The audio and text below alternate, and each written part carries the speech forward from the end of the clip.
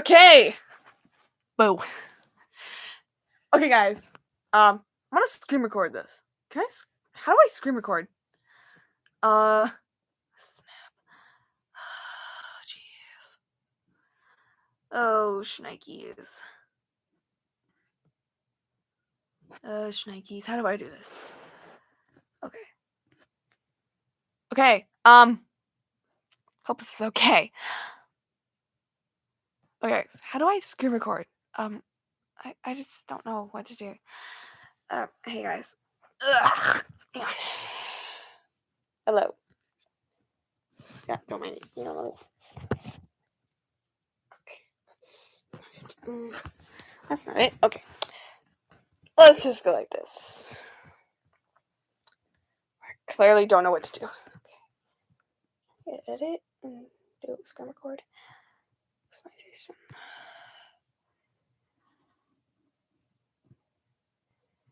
Okay. So yeah, I am writing a book called Sakura. I wonder if this will be able to. Okay.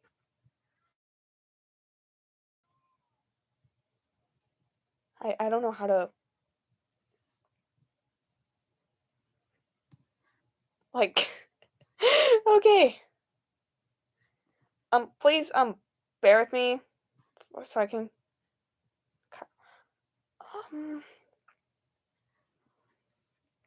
okay. I know I have a screen recorder here. What's this thing? Oh, shnikes. Oh. Okay. Open this up here. Okay. Let's just do this. I'm just gonna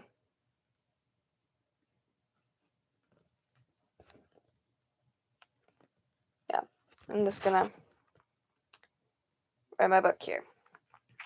So my book is called Sakura. Intro. Many centuries ago, a new species made its way into the world. Vampires.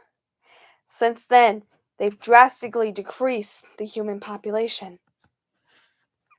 Two brave souls looked into this problem and hunted down as many vampires as they could. They bravely fought their hearts out, but they were sadly lost in battle. The brave souls were one man and one woman, and they were honored far and wide. But now, vampires are nothing but silly campfire stories. If you ever come across a stranger at night, you must be careful because you might never be seen again. My great uncle Bob would say when I was younger. When I went to his house, Bob would always try to get a bonfire ready out in his backyard. His stories were always something. Initially, I pretended to believe his stories were real because I didn't want to hurt his feelings.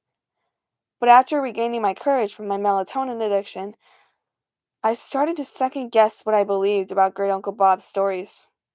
Anyway, I'm Kate, and I secretly work for a small mafia called the Campfire.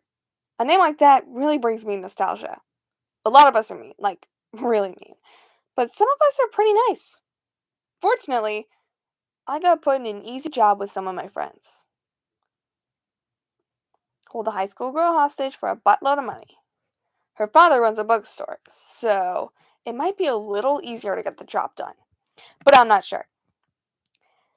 My uncle's stories were pretty much the same thing, but a different conflict each time. This mission might be one I'll really regret. Chapter 1, 2025, October 14th. I startle awake to my annoying alarm clock, and it's 7:30 in the morning. Sometimes I wish I could demolish my alarm clock and go back to sleep. I always felt like a burden when I became addicted to melatonin, a sleeping medicine. I thought I needed it to fall asleep, but what I really needed was someone to guide me down the right path. I get up, stand up, and steady myself as I brace for a head rush. After a few moments, I sigh in relief, knowing that this is the first time in a while that I didn't have a head rush when I wake up and get out of bed.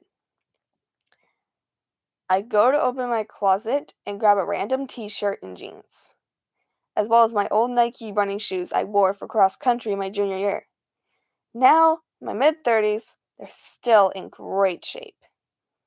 My shoes are probably still alive because of the very little time I used them up until now. I'm super grateful to even have an apartment. It's got the basic needs: a roof over my head, a nice warm bed, a toilet, all that good stuff. I'm just grateful for the life I have. After getting dressed, I grab a Pop Tart from my snack cabinet and a tropical flavored bubbler from my refrigerator. I give my phone, my purse, and my car keys, and I head out the door. As I walk to the elevator, I remember a text I got about a new mission. It said, "Dear Kate Riggs, we have a new mission for you. Make your way to the base as soon as you can. This one's pretty important. 5 other members will be there too. I hope you're ready. Sincerely, Mr. Pedro." Upon exiting the elevator, I immediately walked to my car. I have a pretty nice car. I guess you could say it's fancy because it's a Ford Mustang. I drive to Mr. Pedro's place, which is an hour and a half away from where I live. As I drive, listening to a death metal radio station. Yes, I like listening to death metal. I start to wonder what the mission will be. I hope it's not another killing. I hate those. Kill jobs are easy, but heartbreaking no matter how young or old they are. My train of thought gets interrupted by a call from my friend. I don't know her real name, but she goes by Molly. "Hey, Lulu!" Hang on. "Hey, Lulu!" Molly snaps. Lulu is my code name. "Where are you?" "I'm almost there," I reply. "Okay, me and the team are starting to get worried. You're our best and kindest member, you know." "I know. I'll see you there." "See ya, Lulu." Molly then chirps before hanging up. I take a deep breath and tell myself I can do this. If I can survive a melatonin addiction, I can get through whatever life throws at me. Remember to always believe in yourself. I'm going to say that a lot. Chapter 2, 2025, October 14th. I finally make it to Mr. Pedro's house. It's a wonderfully large mansion surrounded by lovely cherry blossom trees. The smell of the horde of trees is always charming to my nose. That's my favorite thing about coming here. I carefully park in my reserved spot and exit my car. All I know is that this is a high-stakes heist mission. Hopefully it won't involve any killing. The head butler opens the door for me and offers a welcoming hug. And as always, I accepted it. I give the head butler a quick hug, I have a great day, and go inside. Seconds later, Molly jumps out at me, giving me a big hug. "Lulu! I'm so glad you're here on time!" Molly squeals. She cares about me specifically. "Yep, I'm right on time," I reply shyly. "But can you not squeal right in my ear?" "Yeah, I'm so sorry." "Yeah, it's okay. How's life treating you?" "Better ever since I got out of the addiction with some help." "And that's why you joined in the first place?" "Nope. I'm following my parents' footsteps. I wish I could be a cook at Subway." "That's your side job, isn't it?" "Yep. I like my side job better, to be honest." "I feel you." Molly and I start walking to Mr. Pedro's office while catching up on our lives. We're best friends, so Mr. Pedro tries to put us in missions together. She can be bossy with the mean men, but I like when she's keeping the most obnoxious people in line. She's what I call the tough tulip. Her favorite flowers are tulip, and she's tough. I like that about Molly. As we approach the doors to Mr. Pedro's office, Molly and I recollect ourselves by taking deep breaths. Then we knock on both of the doors at the same time. Knock, knock, knock. "Come in," Mr. Pedro says, and I open one of the doors. "After you," I gesture. Molly goes in, I follow. Now let me put a period after I gesture. There we go. Molly goes in. I follow. We meet up with 4 other people that will be with us during the mission. I'll introduce all of them by their code names. Chandler, who is a soulful man in his late 20s. He looks like someone that will beat the living daylights out of you. But he's one of our strongest links. He's wearing a casual white dress shirt and black pants. Next, we have Hunter. He can be rude at first, but when you get to know him, he'll start to open up. He looks like Draco Malfoy with his tough-looking facial features and slick-back blonde hair. Tiffany, who just joined the Campfire a year ago, is definitely not someone you want to mess with. She's a hot-headed and savage redhead with long curly hair.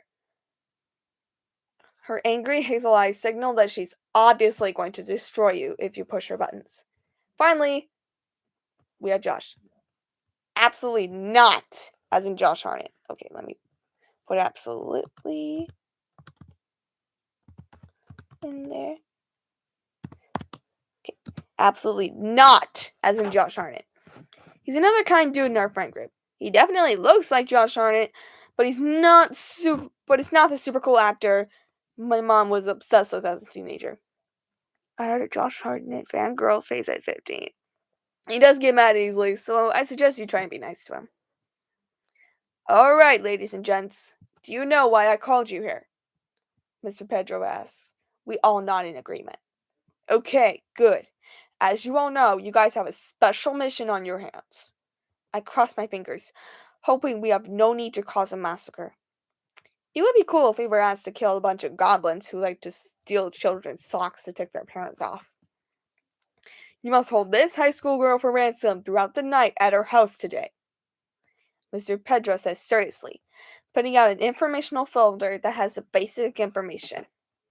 Then, Mr. Pedro continues. Her name is Sakura Ortega, a blonde Japanese-American female. Just turned 17 this week. She's 5 feet 8 inches tall. That girl's a tad taller than Tiffany. Her hobbies are reading, playing musical instruments, which are guitar and piano. Tiffany huffs, knowing that this Sakura girl is a few inches taller than her. Her father runs a bookstore called Oh My Books, which contains every book you can dream of reading. There are multiple Oh My Books stores throughout the USA, but this one here in Oklahoma City is the original. The address to the house is listed at the bottom of the paper. Be sure to take note of this, Mr. Pedro adds. We take care of her tonight, and I will send her father an email. And remember, absolutely no real names, backstories, nothing. Got it? So, we have to babysit a teenager? Tiffany snarls. Yes, Mr. Pedro replies. Ugh! She's way too old to have someone look after her while her daddy is out and about. Tiffany, keep your cool. Sorry, Mr. Pedro. Okay, now that that's done and over with, get ready to go. The house is about 3.5 hours away, and I need each and every one of you ready by then. Yes, Mr. Pedro! Me and the others say in unison. And we all leave his office to get ready. So yeah, that's my book. Sakura. I really hope you guys enjoyed it. I am really bad at live streaming. This is my first live stream, so please give me some grace. So yeah, be sure to like, subscribe. Be sure to follow me here on YouTube to get extra information on my book. So yeah, I hope you guys are excited for my book to come out. I love you guys so much. Thanks for all the support. Bye, y'all.